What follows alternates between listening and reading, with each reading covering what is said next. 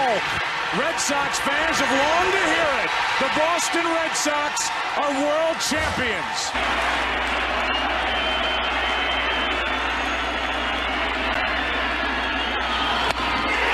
Game over, series over, and the Red Sox are world champs again. And so are these fans.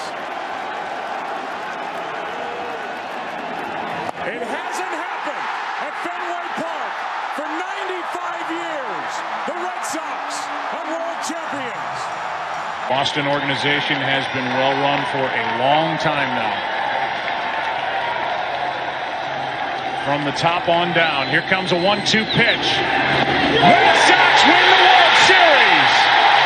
5-1 the final tonight. And the best team in baseball wins it all in 2018. The Red Sox have won the World Championship. The Boston Red Sox beat the Los Angeles Dodgers 5-1. They win the World Series 4-1. And the Red Sox become the first team in the 21st century with 4 World Championships. Can you believe it? Welcome, everybody, to another episode of the Pesky Podcast. I am the Ritt. With me is my man DC. We got Anthony on the Cape, and we've got a guest, a 2-time guest now. We've got Sox Addict, aka Melissa. And guys, we will be bringing you the closer for the 2004 World Series from the Boston Red Sox, Keith Foulke. But before that happens, let's go around the horn. Melissa, what's been going on with you since the last time we had you on? Same old stuff, just watching spring training games. I went to my friend Christina's house, and I'm going to her house tomorrow, for opening day, and I'm just excited. Like, I'm antsy. I can't sit still. I'm excited for tomorrow. Oh, man. Opening day, big show for us, a live event. I can't wait. DC, what about you? What's been going on with you, man? Not too much. Echo what Melissa said, Sox Addict. Just excited for tomorrow. I unfortunately got to work until 1 p.m., but it's a half day. Start the early 3-day weekend. Just excited for the season to start. Anthony, what about you, man? Not too much. Just just been busy and just looking forward to this and looking forward to opening day for sure. All this, it's been I've never been so involved with like the Red Sox fan community as this off season. I've only been on Twitter for like a couple of years, so like this off season was like, especially after last year, you know what I mean? It was just, I was really just involved. Yeah. Like, a little bit went on since the last time, we recorded. Tapia made the roster. Jarren Duran went down. Alfaro didn't make opening day roster. I know, Anthony, you were a little disappointed with that they chose Connor Wong. So, let's just go around really quick and sit there and thoughts on so far who all made the roster and the cuts. DC, let's start with you up there. Yeah, I mean,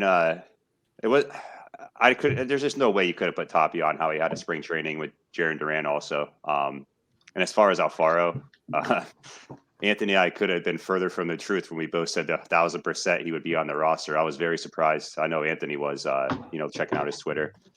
Don't know if I necessarily agree with it, but it's the cards that we've been dealt. So let's roll with what we have. But I'm glad Tapia got the spot.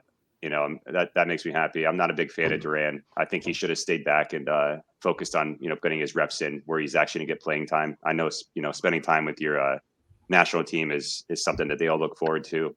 I just disagree with it. But, overall, I'm happy. I mean, the Alfaro thing kind of really threw me a curveball personally, but it is what it is at this point. Just got to, go with what we have and put our best foot forward. Yeah, Anthony, real quick. Yeah, no, I just, a couple weeks ago we did the fair or foul. I was the one who went foul and said I thought Connor Wong would catch more games than Alfaro. That doesn't mean I didn't want Alfaro on the opening day roster because Wong missed all of spring training. I just didn't think he was ready. And I thought, you know what? Why not give Alfaro the chance to prove himself early, right? And then go from there. Instead of they're doing it vice versa almost. So it's like they're going to give Wong the starting opportunity. And then I guess if he fails, then they'll bring up Alfaro. To me, I would have done it the other way around. And that's I stick with that. But yeah, that was a little bit of a surprise. And of course, obviously, we all wanted Tapia over Duran. Mhm. Yeah, definitely. Sure. But Melissa, well, what are your thoughts? I pretty much am the same. I was surprised because I really thought, because we haven't seen Wong in a while, and just watching Alfaro, he would become a fan favorite for sure during spring training. So, but I'm definitely glad that no Duran and Tapia. It's kind of sad. It's kind of sad if you really for Duran because that's got to sting a little bit. Yeah, but guys, well, the man of the hour is here. Let me bring in the closer for the 2004 Boston Red Sox, Mr. Keith Foulke. There he is. How we doing? How you All doing, right. sir? Man. Doing great. So, man, Appreciate you coming on. yeah, What's up, Yeah. Pete? Hopefully I can keep up. I was listening to a little bit when I was backstage, and I'm like, oh, these people are getting pretty deep. oh. So Keith, well, what have you been doing to keep busy nowadays? Let's see. I got 3 kids, 2 ex-wives. That's top of the list. So, Wow. So that list. How much time do we have? As much time as you can give us. Right? Yeah, I got. I do appearances here and there, and still get stay connected pretty good in New England. And my youngest kid my middle boy just had a game today, so went and cheering in the stands, and my oldest kid's in college playing, so cheering him on in Texas, and we're always somewhere. Man, so how's it feel that Cade's following in old Dad's footsteps? Yeah, well, it feels good, except for he's following in the end of Dad's footsteps now. He's shoulder's a little banged up, so he's been on the shelf. But come on, surgery. modern medicine. We're putting a lot of faith in modern medicine now. So, Anthony, you want to start us off here? Yeah, no, I mean, thank you so much for coming on. I mean, obviously, you're a legend. 03, we were just we had the team. You know what I mean? We had the team in 03. And we can debate that too. Well, I mean, the A's had a pretty good team in 03 too. Oh man! I mean, when Veritek blocked the plate on Burns there, and Trot Nixon had the walk-off, first walk-off postseason home run since Bernie Carbo. No, that was an amazing series.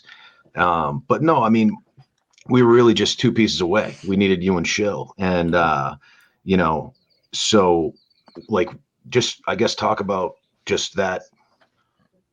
Just getting the news that you were coming, we're going to be coming to Boston to try to get the World Series. I mean, I think it was pretty obvious what the goal was, right? Oh, absolutely. It's funny after the A's, we crapped the bed and gave up that lead in 03. I sat and I watched the Red Sox through that next series, and you could tell they were having fun. They had everything they needed.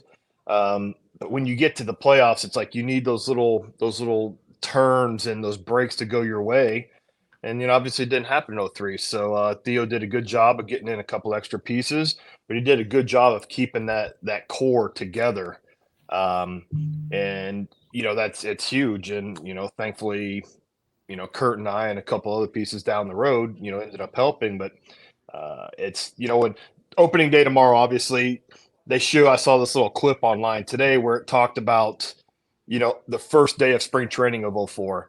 And it was like, God, you could just see that enthusiasm. And God, I want to go back and do it again. DT? Yeah, so kind of build off what you're just saying about how watching, Boston, watching them in the ALCS in 03. I think I read an interview somewhere that you did. Correct me if I'm wrong. You were watching with your dad, and he said you're going to be on that team next year. Is that true? Yeah, he goes, don't be surprised if those guys come after you. And I'm like, I was still pretty bitter, and I enjoyed Oakland. I really did. It was an easy place to play. And they had a great group of guys also. I enjoyed the GM. I enjoyed the manager there. So I was like, okay, whatever. And it probably wasn't until World Series or something, and my agent called and he told me the same thing. And I'm like, huh. So that's when I kind of put that little seed in my brain and started thinking about it. That's pretty cool to kind of see it come full circle too, having a conversation like that and then have your agent call you right after. That's pretty neat. I just want to kind of touch on that. I was reading that earlier. Yeah, that's actually a true story. That's one thing you can believe in the media. I'm not gonna lie. When I brought that up, I was like, man, I really hope I did my due diligence and actually check this out, and this is true, because I'm gonna feel like an idiot. But you got a 50-50 shot, right? So I'm a gambling man, so there you go. So, but Melissa, what about you? I'm good. Like, y'all can. I just want to say thank you for being on, and that means a lot. And but this is about y'all. Y'all can ask the questions. she's I meant to say thank you as well. Taking thank you to the you. fifth.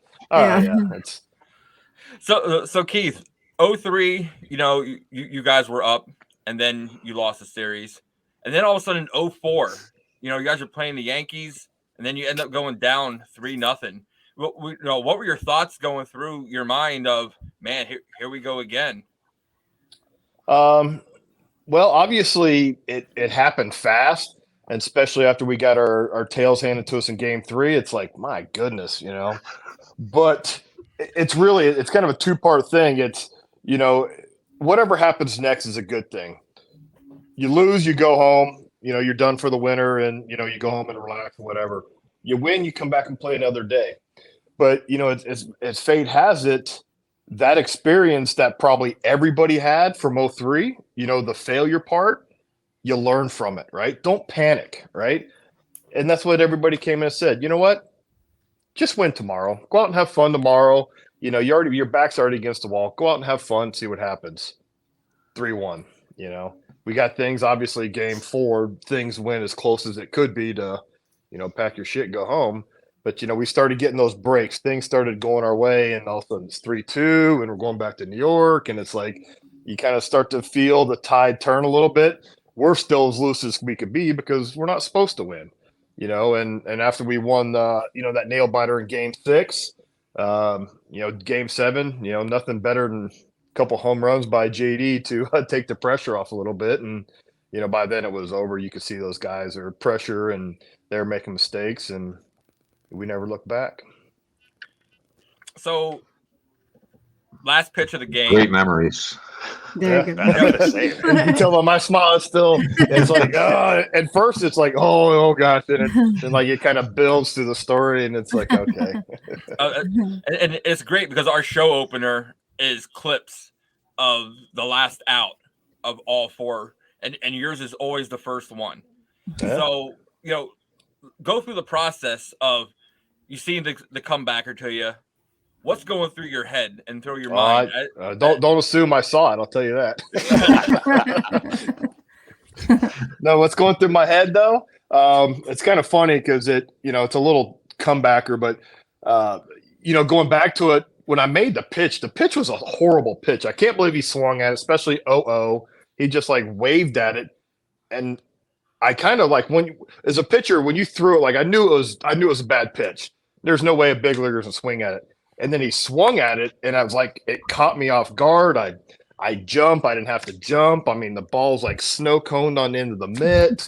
And it was like when it took that first hop, all of a sudden things went into light speed. It's like I don't really remember. Well, I don't remember not catching it, but I just remember grabbing it. I was going to first.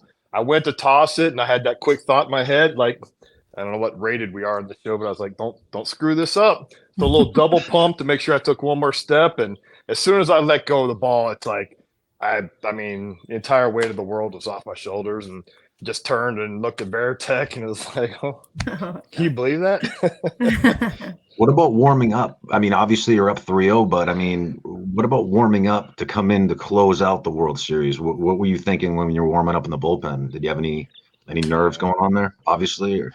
Well, not that I'm going to tell you about, but it's one of those things, at that time I'd been in the league for, 8 or 9 years, whatever it was. And it's literally, it's kind of a cliche, but I'd literally been training for that moment my entire life.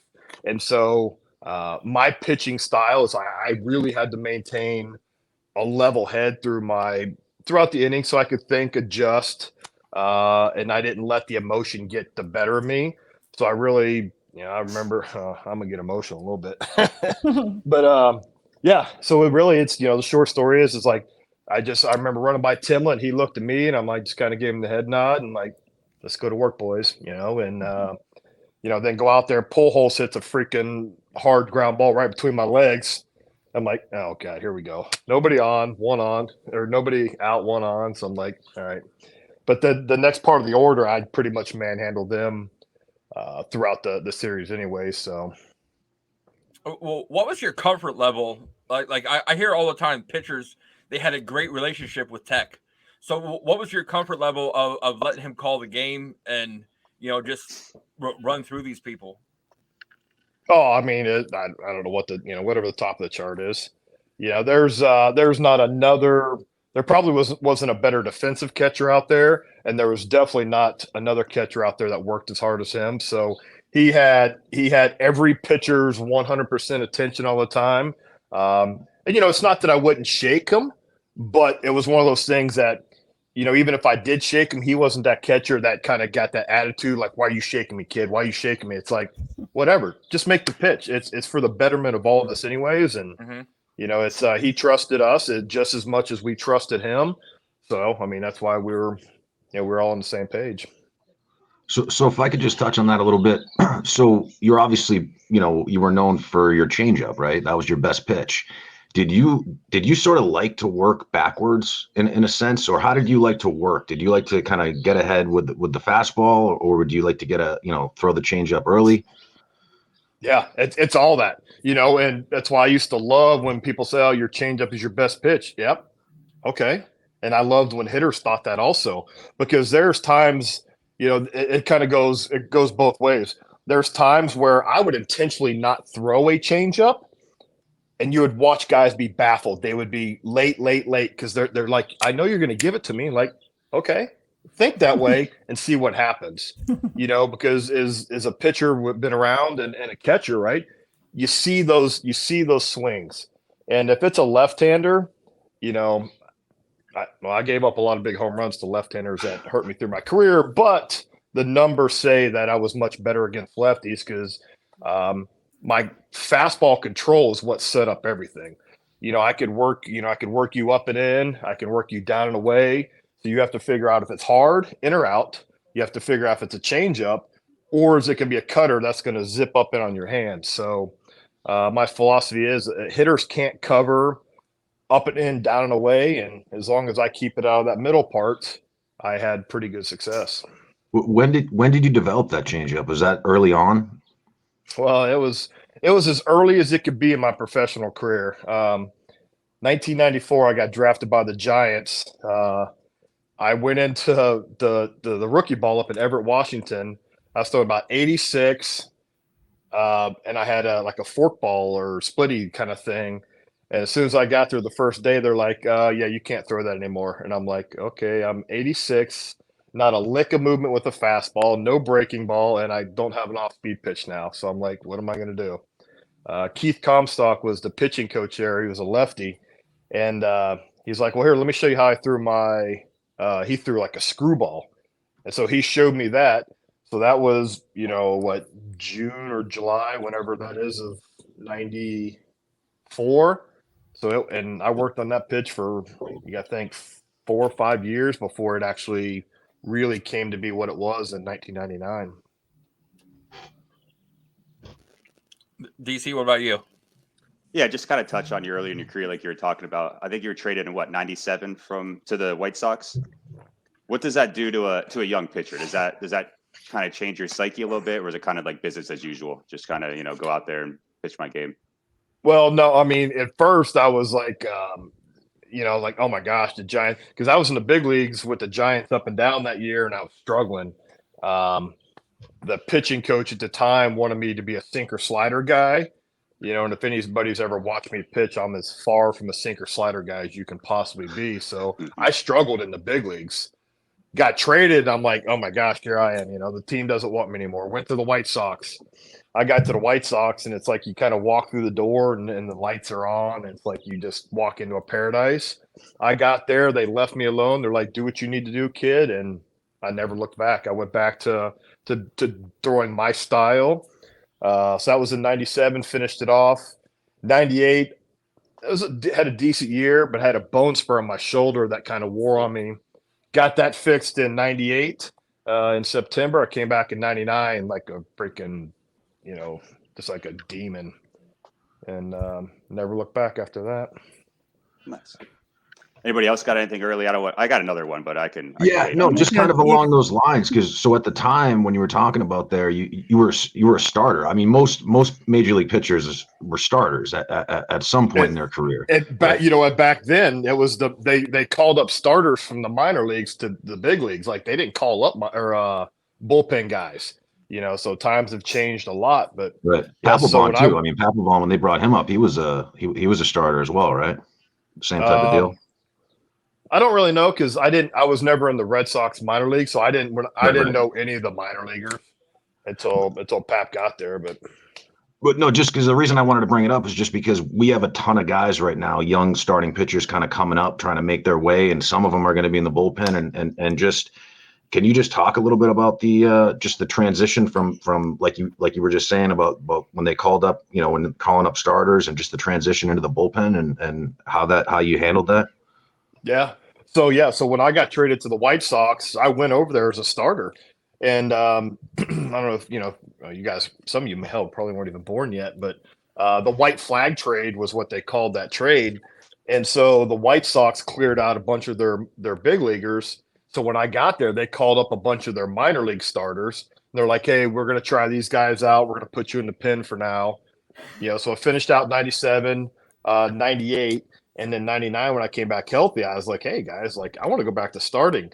And the manager and the GM goes, no, you screwed up, son. I'm like, how did I screw up? He goes, you pitched too good out of the pen. He goes, there's no chance in hell you're leaving the bullpen. We can't, we couldn't fill the role. So, I accepted it. And, I'm glad you did, though, man. It worked out for us. So I appreciate it. Stay in that course. Yeah. But you wanted to stay in the rotation. I mean, you wanted to start because that's where the money is, right? No, I love, I love the grind of starting. I love being able to go out there and bust your tail and work for, I used to wear the number 9 in the minor leagues because when I started, that was my goal. I'm a 9-inning guy. So I led the minor leagues, or at least the organization, in innings every year. And that's something I took a lot of pride in.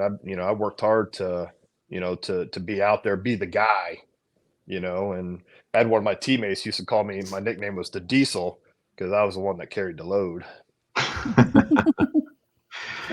So one last thing about that. So does everybody generally get a little velo increase? Did you get a velo increase going to the bullpen? Just because you're only ramping up for like 1 inning? You know what? Yes, as I matured, I did started throwing harder, but it wasn't because I was in the bullpen, because I really didn't change my philosophy. I'm gonna try and get you out as fast as I can. I'm gonna give you balls that are hopefully not in the middle of the plate. So my philosophy didn't change. But as you get older, and especially when I got to the White Sox, we had a strength guy named Steve Odgers, was a former Olympian and all that. And that's where it's like he taught me how to be a big leaguer, how to prepare myself. Just got a lot stronger. We really never lifted weights through the minor leagues, but once I got Chicago, put on a lot of mass, and naturally the ball started coming out a lot better. And I remember in man, I don't know if it was 99, 2000, where I was throwing, mid 90s. I was throwing freaking 90, 91 mile an hour cutters, and I was really dominant. But I also noticed that I made more mistakes. And so it's like, I'd be dominating and I'd leave one down the middle and it's like, bam, home run. I gave up a lot of home runs. So it's one of those things I really I got to that performance where I didn't lose control. And that's really where I tried to ride. I rode at that 90% and very rarely ever tried to let it go. Yeah, I know a lot of pitchers like Chris Sale. He said that Matt Barnes was another one that when they bulk up, it was completely threw off their pitching. So, what is the whole process like with a pitcher when you bulk up? You put a little extra weight on that, it throws up your release point, your muscle memory. Like, why does that happen all the time? Just because throwing a baseball overhand is really violent. So, once you find your arm slot, if you start to really tighten up in the chest, all of a sudden you can't get your arm in the right position, so you may start jerking it a little bit. Who knows, your hips may start flying open. But we really concentrated a lot on flexibility. I threw a lot against the outfield wall into the padding, just always simplifying my mechanics and making sure that I'm on time. And, it's just a constant battle every day for 8 months, to make sure that you're right where you need to be. Yeah. So, and again, and velocity wasn't my main concern. Mm-hmm. And, obviously I've watched Barnes pitch, as all you guys have for a long time. It's like, it's max effort. So when you're on, you're freaking nasty, but when you're off, right, you're off. And what does that do for the team? And to me, like I said, I wanted to be the diesel. And it's like, I wanted to make sure I carried my load as much as humanly possible. And, I sacrificed, that pretty, 95, 97, for 91, 92 on the black. So what was, everybody has a routine, for game day, a routine of what they have to do. At Fenway Park, my favorite spot to sit is I always sit first row right behind the bullpen because, well, one, I love to see all the shenanigans that everybody does. The old sunflower seeds in the cup, all that. Well, what was like your routine when they called the bullpen and they called your number, like to get you ready and your mindset ready? Well, the routine started long before that. So I'll go back and break it down. Do we have time for that? You guys good? Hey, definitely. Because part of my routine is Absolutely. we're gonna have to rewind about 4 innings. That's when the fun part starts. But yeah. So usually when the guys went out on the field and they finally turned the music down off the 180 decibel rap Latin music, it's like, oh man, my ears could breathe again. So you kind of started that decompression. There's a lot of times I'd sit in my locker, put my feet up, had a TV right there, just sit and watch a game. And if I needed to, I'd take a nap for, 30, 45 minutes. And the clubhouse guys always made sure it's like, hey, make sure I'm up by the second inning. Right. And I can't imagine that. I so, cannot. But, it's one of those things where I've been at the park since 2:30 but I don't work till 9:30. So it's like, I got, back into the bullpen. You had so much downtime. So I'd grab me a sandwich or whatever, and I'd get dressed, sneakers, and I'd go upstairs, and this is when the fun would start. So one of our clubhouse guys, Andrew Crosby, which is now a Boston bomb tech, we had hockey equipment in the upstairs. So either him or I would put on the goalie equipment, and we turn around and rip shots at each other, and I'd get a good lather going and, go down, put my spikes on, watch a half inning or so in the dugout, go to the bullpen. And by then you can kind of see how the game's going. Is it a tight game? Is it a blowout? How's the body feel? There's so many things that go into it. But it's like, if it's a tight game and, I knew I was up, I would stay pretty active from the 5th inning on. Didn't really want to sit there and cool off too much and get tight. So, I love to pitch multiple innings. So as soon as I knew that, that 7th inning was coming around, I knew it was a possibility that, it may be my name on that phone. But when the phone did ring and it's your name, it's like all of a sudden it's like the bullpen coach tells you, okay, we're at eighth spot in the order. So by the time you're ready, it's like if you get the call, it's you're probably going to be 1, 2, 3, and two lefties, righty, whatever it is. You go through that as you're warming up, and just start locking in. And when they come out there and they give the old heave ho and start walking in, I'd flip the ball in the stands to somebody, and I'd get to that gate, and I'd walk from the gate to the grass line, and then it was like, here we go, fast jog in, get there, and manager would say something I never listened to, and Tech would say something that I'd bob my head and be like, let's just go to work. Here we go. Was Terry Francona your favorite manager that you played for? Yeah, I played for some good managers. I played for Dusty Baker. Art Howe, right? Yeah. Art Howe? Yeah, no, you weren't with Oakland. No. See, now you're gonna get me in trouble. You guys can dub in who the manager was in 2003 in Oakland. I'll just move my mouth. It's Ken Maka. Ken Maka, yeah. My fault. I thought for some reason I thought it was Art Howe. Hey Keith, you don't have to worry. There is not going to be one A's fan that's going to be listening to this podcast. So. Well, they only got about 18 left, so I didn't even know. I thought it was Art Howe, man. Wow. But no, Tito was the best. But Tito, so I got to know Tito really well in Oakland in 2003. When I found out he was going to Boston, it's like it was one of those. It's like, okay, this could be a smooth transition. Tito was a player's manager. He had that ability. He could relate to you. He gave you just the leashes just long enough to not get yourself in trouble. And when you kind of ventured out there away from him a little bit, he'd tug on it. No, don't do that. He'd pull on the leash a little bit and kind of rein you back in. So, yeah, great guy. Still love to see him. It just seems like such a special group, though, when you think back about, all the superstars you had in that clubhouse, and Terry Francona, right? And just, just like guys like Millar keeping it loose, and just, it just must have been something else. It must have been an amazing clubhouse to be a part of. That's a question I have. Who was the person that impacted you the most, or that you were closest to on that team? Closest to? Well, the thing that made that team special was the fact that when I got there, I was at 30 or 31, and it's like amongst the major part of that team, I was one of the younger guys, or in that younger class.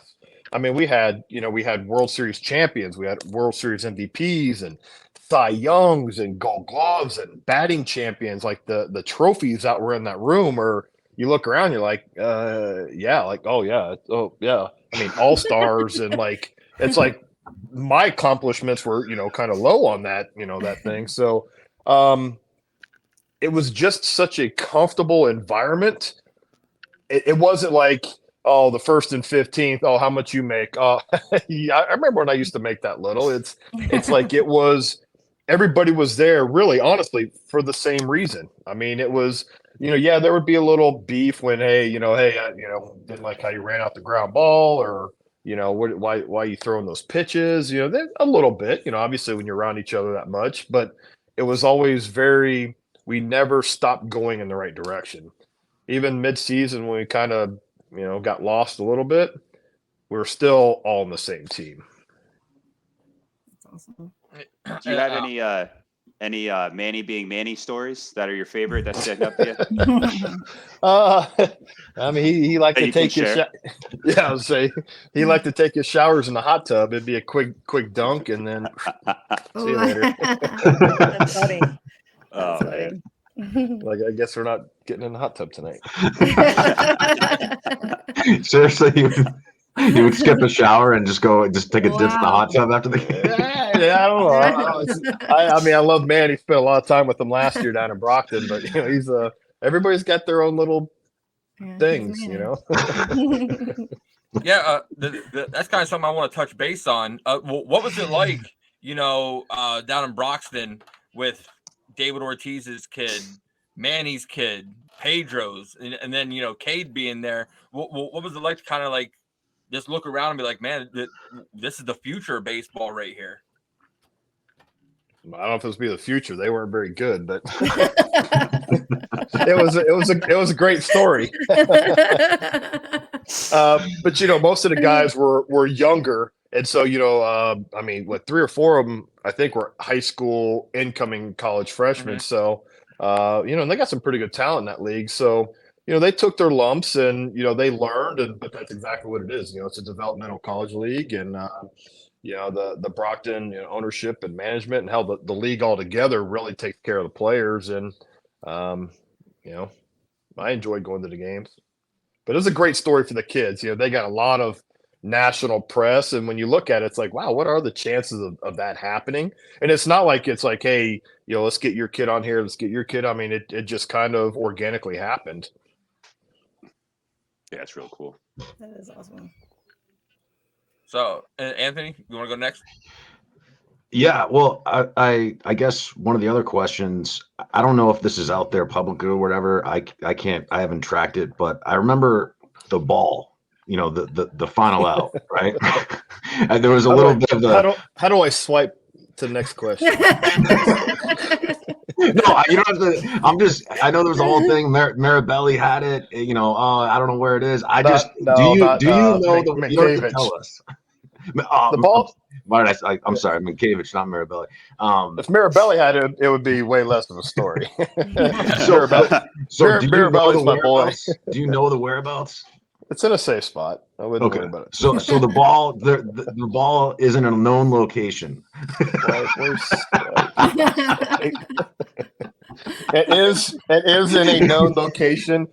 Yes, that's good. That's all I want to know. As long as it's safe. As long as the ball is safe. I think this is the time, Josh, to bring out. Okay, Keith. Oh gosh. Oh gosh. No. Keith, this is nothing funny on your behalf. This is a dumb move on my part. Yeah. This is DC's dumbest move I think I've ever heard him say, and admit he did. You and I actually talked on Twitter like 2014, 2015. I got drunk one night, and I messaged you, and I was like, hey, Keith, something along the lines like, if I send you a ball and pay for postage there and back, could I get an autograph? And you're like, yeah, man. Gave me the address. Never sent it. I messaged you again like a year later, like, man, I totally forgot about this. And I just randomly thought about it the one day when him and I, Josh, and I were talking about it. And I was like, I'm an idiot. But it was just funny. It made me think about it. You're talking about it. You're still sitting on it? I still have the ball.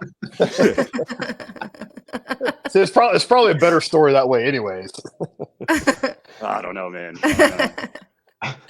That's not where I thought that story was going to go. I thought it was going to go a million other directions. Not like no, it was real innocent.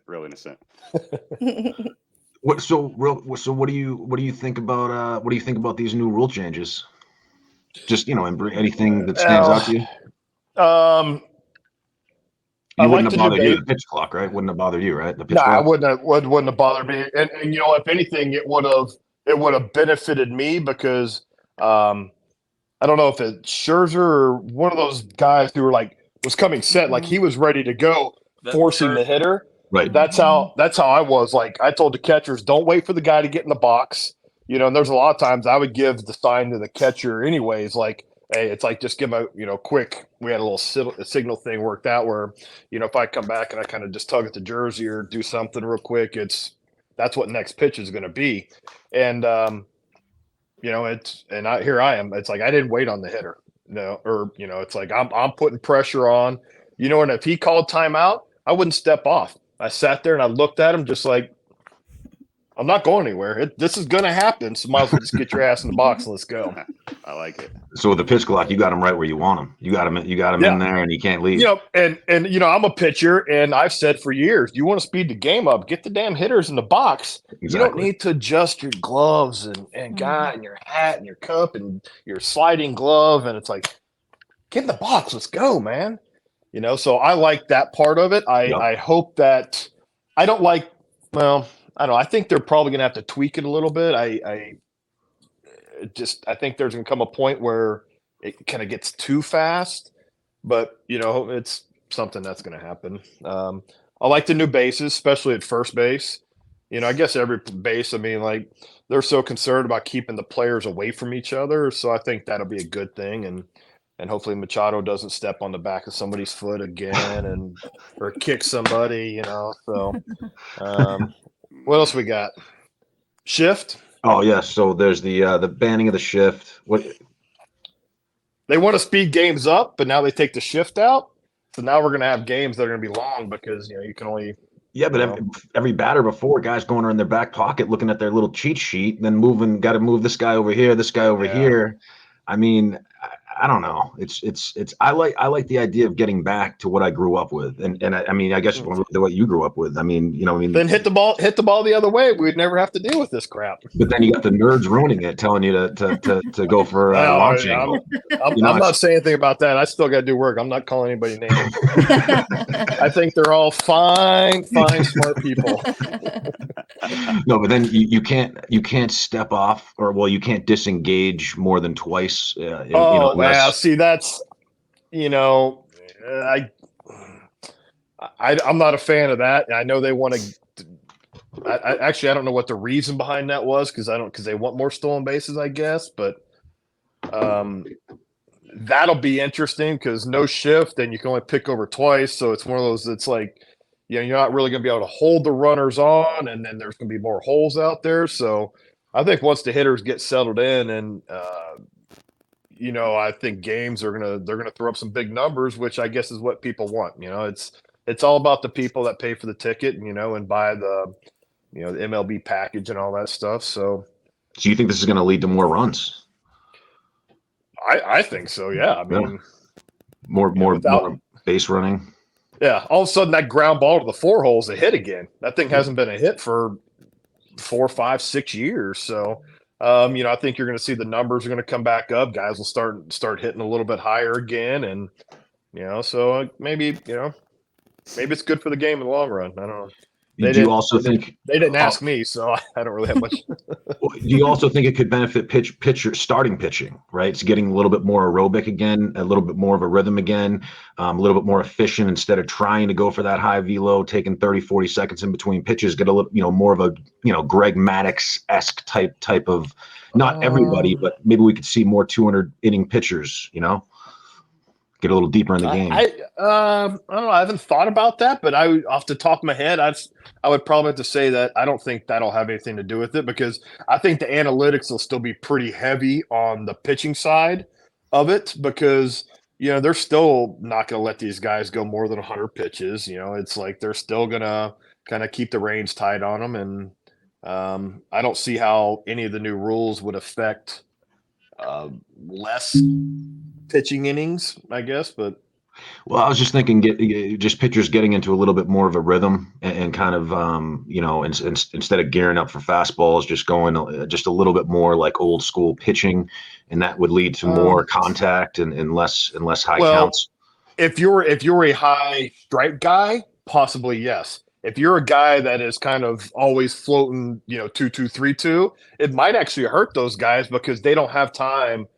And this is what I don't like. I don't like, there's every once in a while you got to walk off. I used to, if I got off a little, off a little bit, I would go around, I'd grab the rods and, squeeze it. And I used to like look up in the upper deck, kind of like, inanimate faces to kind of couple deep breaths. All right, here we go. The pitchers don't have a chance to do that anymore. So some guys it might benefit, some guys it may kind of, if they're never able to slow the hamster down and, in the wheel, it may actually kind of divert them off in the wrong direction. Yeah, that's a great point. Especially with mound visits, right? I'm sure they still only have 5 mound visits. So it's like, I think some of these guys, if you can't slow it down, some of these guys are going to get flustered and they're just going to, you probably see some pretty good blow-ups. So Keith, you're on the mound. What is the one batter that you never wanted, like always had problems with, that you never wanted to actually, have to face in your career? Of course, you asked me another name. The DH from Edgar Martinez from Seattle. Yeah, that guy gave me fits from day one till the day he retired. I mean, when he retired, I was like, thank you, Lord. But what a great, and I don't say he's an underrated because I think he got in the Hall of Fame. Hall of Fame, yeah. But for the most part, he's he was never a big name, but God, that guy could hit.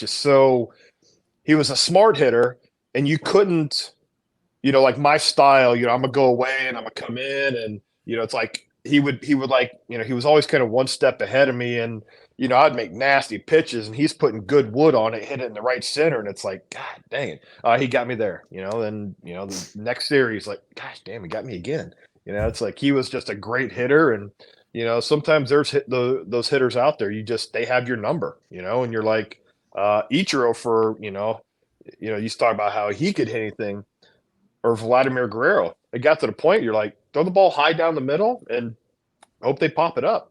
Sometimes you don't have those guys are pretty freaking good. and let's go to the flip side of it. What's that one batter that you're like, man, I wish I could pitch to him every time? Jim Edmonds. You owned him? Well, especially in the 04 playoffs. I mean, I kept throwing the same fastball up and in, and he still couldn't hit it. But I'm pretty cocky in saying there was a lot of those guys that, if I was on, most guys didn't stand much of a chance. Yeah, I mean, you were basically what, six years of absolute dominance, and you mentioned you like to go multiple innings. I mean, you were hitting 80, even over 100 innings. I mean, out of the bullpen, that's unheard of. Well, you see it every once in a while, a couple of guys here and there, but I mean, that was one hell of an impressive run. I mean, I don't think too many guys must have hit you much there. Yeah. I mean, there was spells, and that's why I love the pitching. I love the competitive. It's it's me against you, and one of us is going to win this. And there's times, especially like in 99 and 2000, where you get on these runs where, like, I didn't laugh at hitters, but the game becomes so simple, and every pitch you make is right where you want it. And it's like, God, you're just floating that, so high, and it's just fun. You walk off the thing and it's like, this is why I do it. It's me against you. And, obviously I love when I win. So yeah, kind of to go on that same route. Yeah. So I think in 2004, I have another question, but this just kind of reminded me of it. I think you threw about 100 pitches the last 3 games of in the New York series in the ALCS. Did that kind of like make it tough to adjust, going into game 6 or game, you know what I mean? In those later games when they've seen you a couple of times, is that something you had to focus on, or is it just kind of go out there and keep the same game plan? No, I always kept the same game plan, but it's a great question, because in game 6, I was, I talk about those times when you're really high. That wasn't one of them. I mean, I was feeling it. We had Russell, our massage guy. It was the only reason I was able to get on the field. The body was hurting. I was tired. The arm was tired.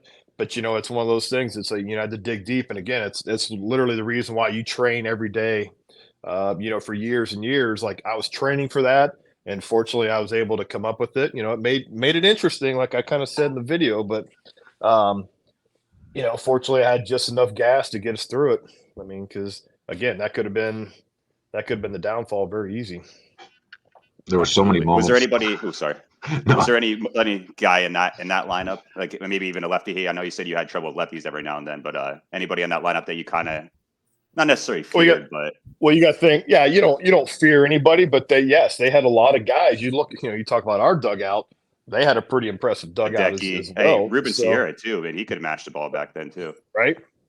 But even Tony Clark, I made a mistake to Tony Clark on, a pitch up and in, hit it for a double earlier in the series, right? And if that ball doesn't bounce in the stands, right? But then all of a sudden, I think it was bases loaded, and here comes Clark again. It's like, God bless it. And like literally my needle is bouncing on E, and I'm like, it's like, again, it's like kind of take that deep breath. You look around, and it's like, all right, here we go. And I don't remember what the count was on him, but you can see in the pictures, that was one of the, after striking him out to end the game, that fist bump was probably one of the most,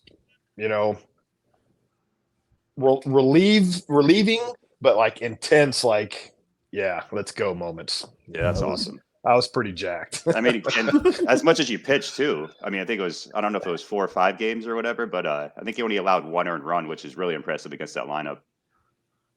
Yeah. Well, against the Yankees? Yeah.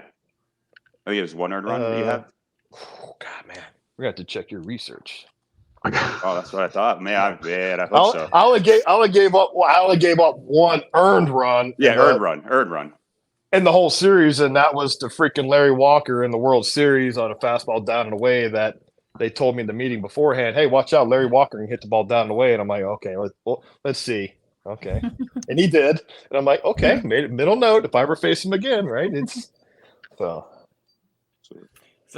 Keith, you've been on a lot of great teams.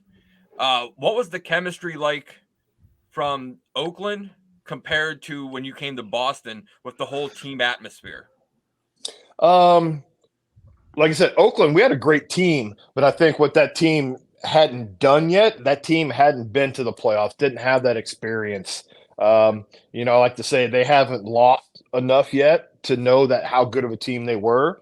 So when you get to Boston, it was still another great team, but that experience is what took over in the long run. In 03 against that series in Boston, you look at some of the mistakes we made, and it's like, man, it's, we had it, and we just couldn't pull it out. Who was that catcher you guys had that had that walk-off bunt against Pedro first game? Who was that? Ramon Hernandez. Yep. Yeah. That was. Oh man, that game really. that was one of the most stressful.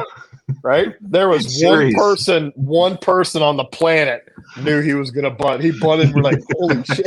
Right? It shocked everybody. It was shocked. So you got nobody knew he was laying that down. Well, one person did. Yeah. Oh my God. He did. I'll never forget that game 3 though. But man.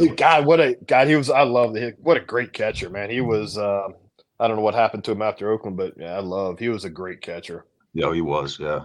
Speaking of catchers, so with the bases this year and all the new rules, how important is it to have how important is the catcher? I think it's even. I mean, obviously, it's one of the most, if not the most important positions besides pitcher, but.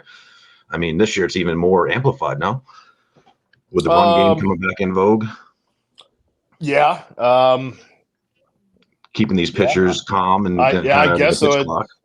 It's I think that's going to be the big unknown. I mean, obviously having a great catcher that can throw is great, but it comes a point where you've got with the strike zone being as tight as it is, like you have to make sure, they still have to make sure they get the ball first and then go.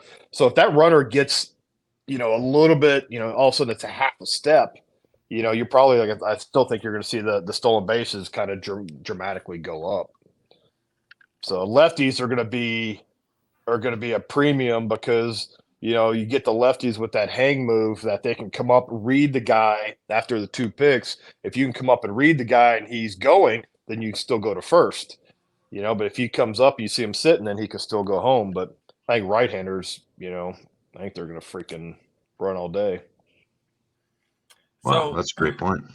So the Red Sox team this year, 2023, has got a mixture of young talent and some great veterans. So what are your thoughts on the team this year compared to World Series teams of the past?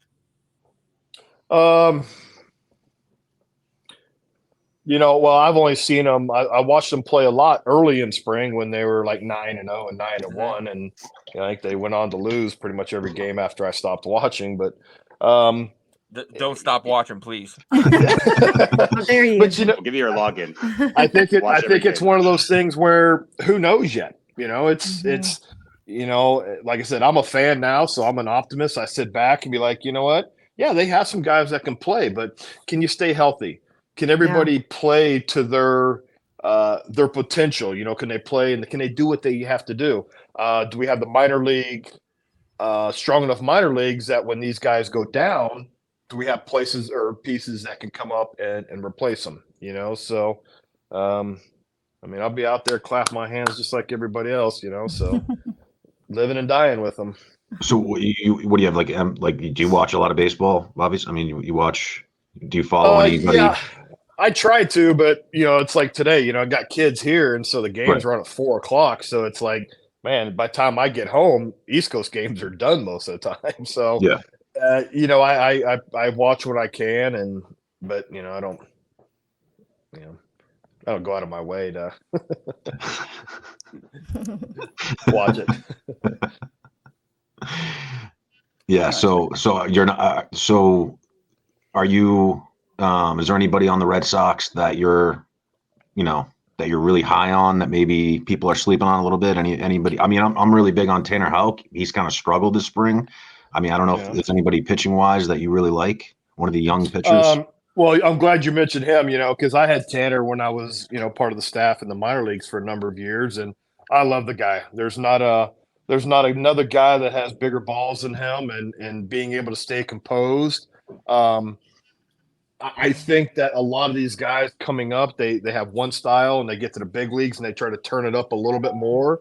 And sometimes they kind of get to where they waver. And like my advice is whatever got you there, keep the course, right? Mm-hmm. I mean, big frame kid, and strong, lots of great tattoos. So, I mean, what else do you want? It's I think he has a chance, and but he has that mentality that, he's not afraid of anything. He's gonna get after it. I'm trying to think of who else is even on the staff. I know Brazier, get him to kind of help solidify that bullpen. But we got like Whitlock. We got like Whitlock and. Well, it's obviously if Whitlock can, being back in the rotation, if hopefully him with his hip being good and get back to his style and. Just don't overthink things. If you have nasty stuff, it doesn't matter if they know it's coming or not, right? They still have to make solid contact, and you got to be able to control the ball inside to control the inner half of the plate to keep them standing up. And it's where the analytics kind of bothers me every once in a while, because when you look at the charts, you get 800 pages of charts you're flipping through, and it always comes down to the same thing. It's like if you keep the ball in the middle of the plate, you're going to do really well. Yeah, I always loved watching Pedro pitch. Like he would sit there and just everybody was waiting for the changeup, kind of like you. Yeah, if you're sitting there throwing that heat, and all of a sudden they're not making contact, you don't need to worry about throwing the changeup until a little bit later in the game, and you can save it. Yeah, because that's the important thing about reading hitters, right? Is you see if they're diving looking for a slider, on the outside corner. The other boy's home. It's one of those things. It's like, if you can control that arm side fastball, or the inner half of the fastball, it's like then maybe you don't need to do it, right? And pitching away from the charts, because we have all these charts. Guess who else has those same charts?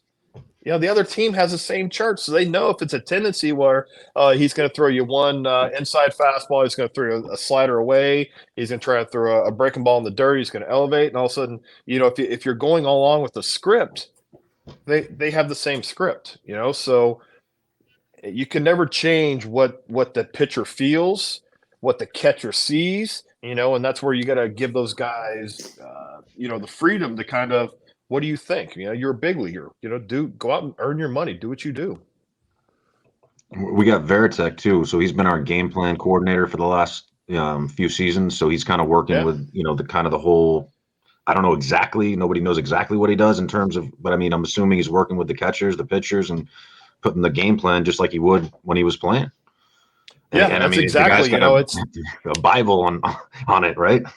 Right. So now they used to compile all their own information. Now we've got freaking 2 floors of analytics guys that provide you with all this. But what comes down to it is, there's plenty of times where it's like, okay, hey, it says we should go slider here, but I'm like, God, my slider right now is terrible. Like I don't have the feel for it.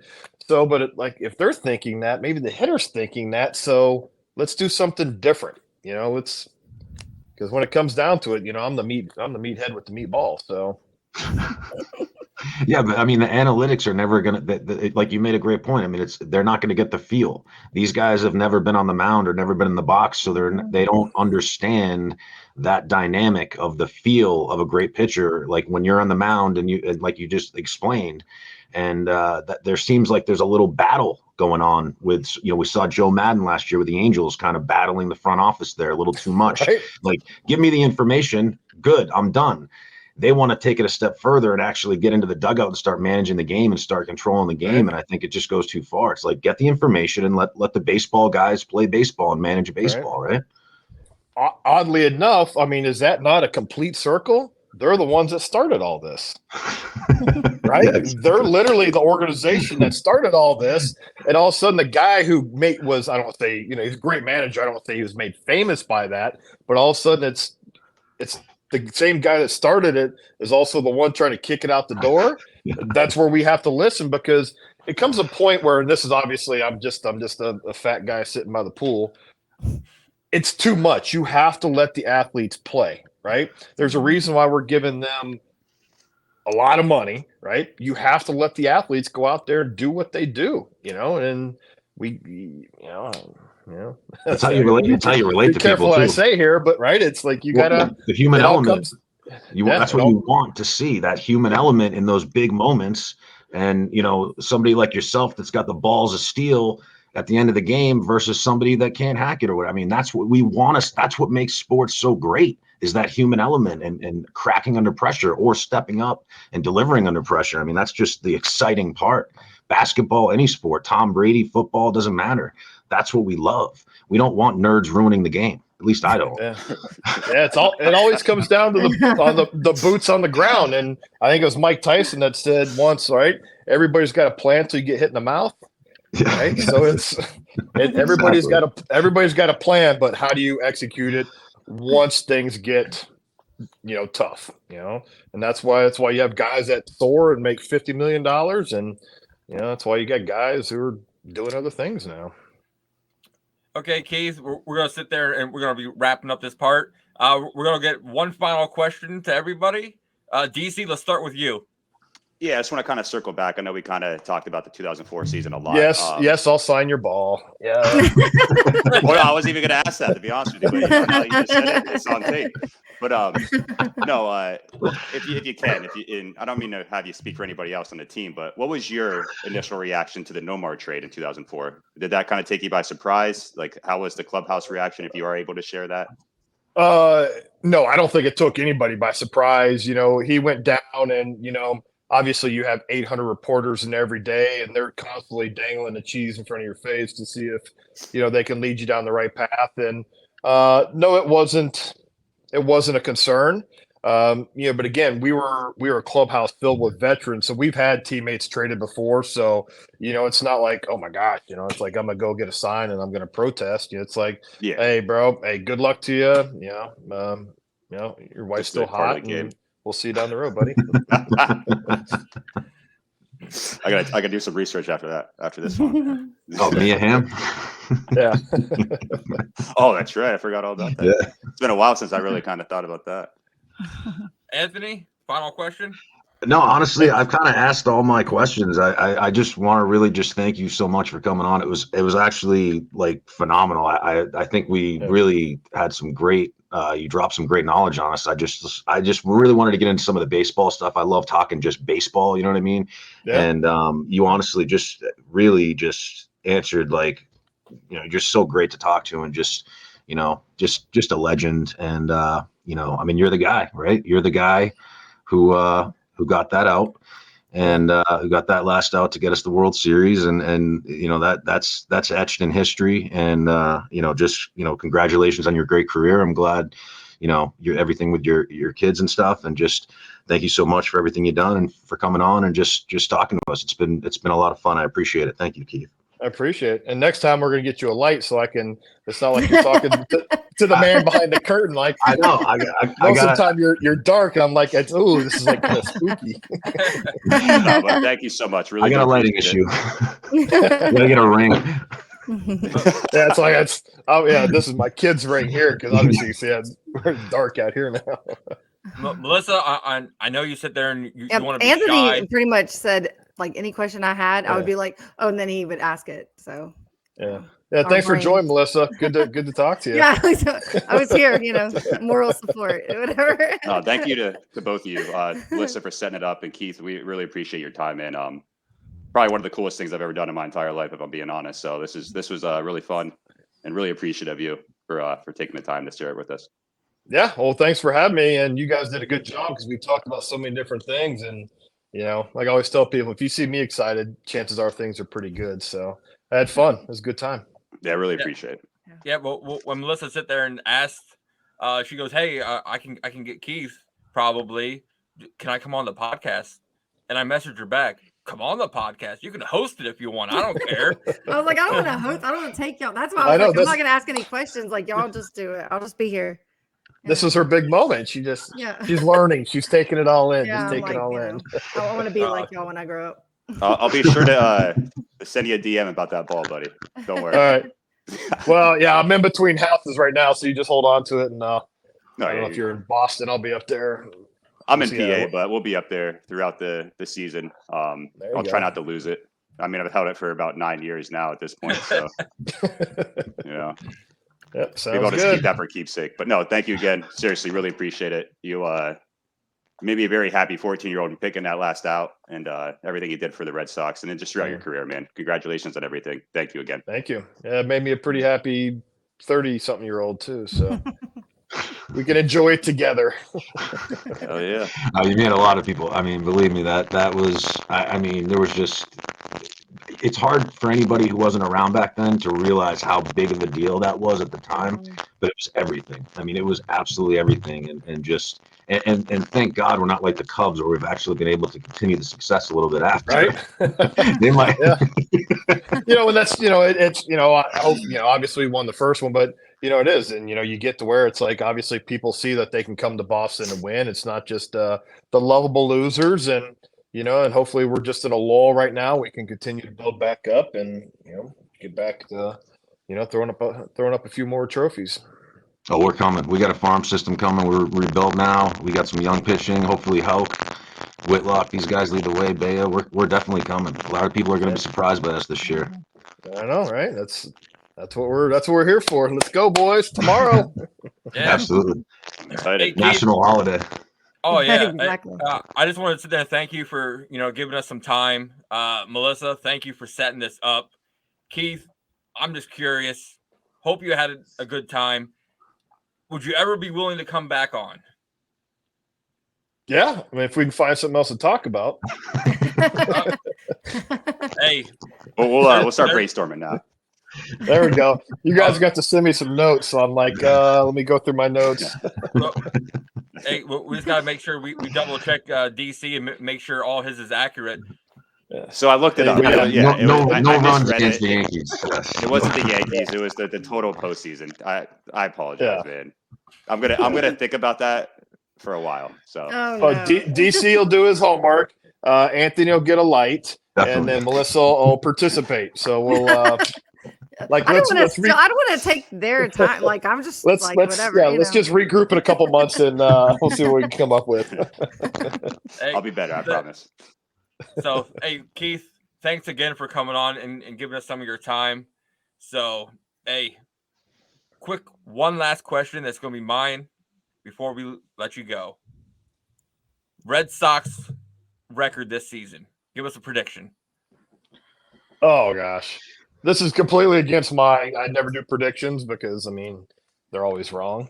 I think if they could pull off, 90 wins, that'd probably be a building year. I definitely think we're on our way up, and I think it would be probably overestimating. Think we're going to be able to maybe do something in the long run, but you know what? Maybe if we get some of these young kids to play, and all of a sudden you come down to that trade deadline where the ownership and you and Chaim think it's like, hey, maybe this piece, maybe we can sneak in here. But I think we're playing for the next, 2 years, 3 years, and we get this young core up, and and then really start banging around. Hey, hindsight is 2020. I'll throw that back out. Right? That's my saying. Yeah, you better get that printed. I know. You better hurry. So, okay. Thanks a lot again, Keith, and we'll see you next time. All right, sounds good. Buddy. Thanks, guys. Thanks so much. Man, How was that? See, listen, it's great. nothing. I didn't want to take like He's so y'all's cool. time. He is so cool. I didn't want to take y'all's time because I could talk to him all the time. Like, so I was Yeah. like, I'm not going to ask. I could literally just text him or call him, and I see him. So it's like, I don't want to take y'all's time. I was just here like because I didn't, He is really, really cool, and He he is gave us some amazing information. Like I have to go back and listen to the whole thing just to digest what he said because there was so much information. Some of the stuff, technical stuff, I was asking him. He gave a lot there. And I never heard it ever talked about like that. Though some of the stuff he was saying, I'd never heard that. It was good. I never thought of it that way. What Your about the questions ball? were good. Like, Where's the I ball, mean, everybody's though? questions were good, but Where's the ball? Where's the ball? Where do you think it is?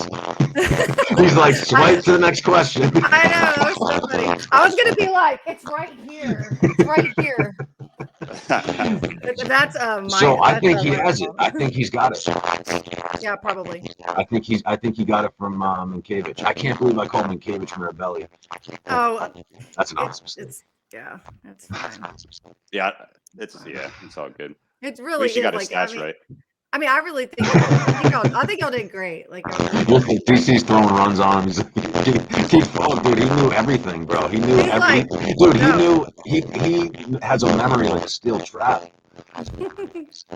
Yeah, I had fun. Just kind of like I just wanted to go with the flow.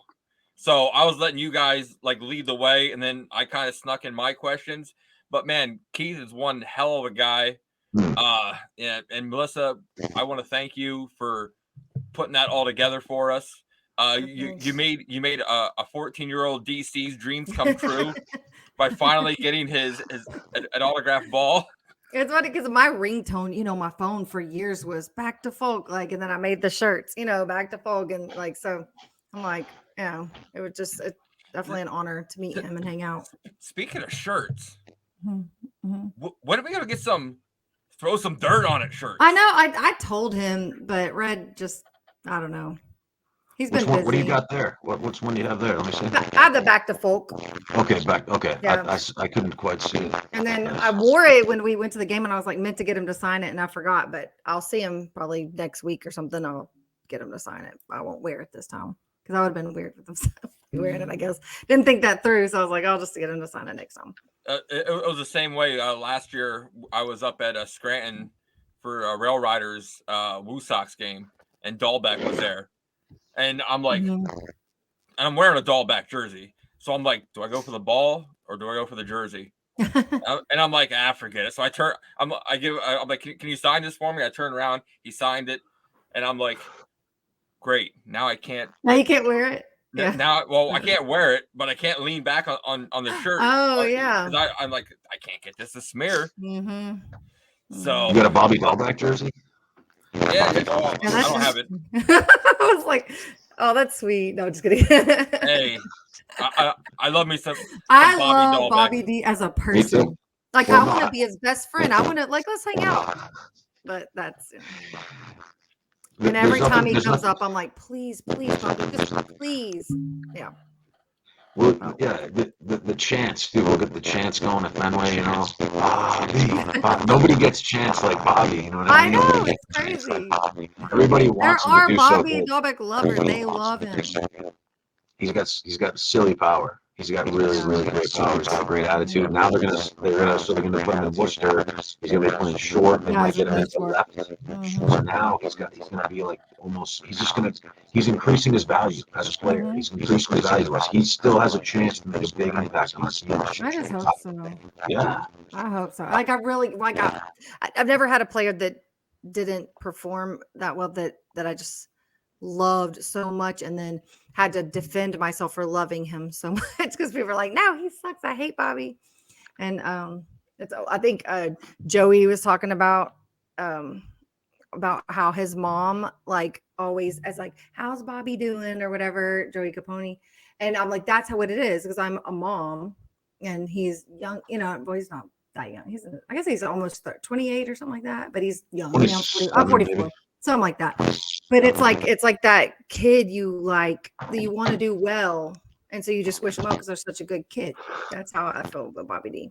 But I do believe he can be better. So, okay, guys, let's just go. Sorry, y'all had to be up so late. You know. Oh, hey. I got a half day tomorrow. I'm fine. Well, we both have half days. Then we got opening day, our live show. Can't wait for that. So we're gonna bring in the closer. We're gonna bring in the. Let's rename the segment instead of bringing the closer. Let's bring in the Foulke. That works. Oh, hey, we can even get a new shirt out instead of people sit there and say bring in the funk. We're bringing the Foulke. So we're just gonna be steady sending me ideas. DC, you should know me by now. The stuff that just comes to my mind, 90% of it's garbage. That 10% is gold. I'm not gonna comment. So, but guys, thanks for stopping by. Melissa, thanks again for setting this all up. Oh, my pleasure. DC, Anthony, we're gonna see all you guys tomorrow for opening day. Excited, man. Guys, check us out on YouTube. This is going to be dropping ASAP, Spotify, iTunes, Twitch. Tomorrow, our live show will be also broadcasted live on our YouTube channel, on our Twitch channel, on our Twitter. So you're not going to want to miss that. We got some great guests coming in just to sit there and talk some Red Sox baseball and one lonely Orioles fan. So he's Anthony. That's my man DC. And she is Sox Addict Melissa. Till next time, thanks for watching and listening to the Pesky Podcast.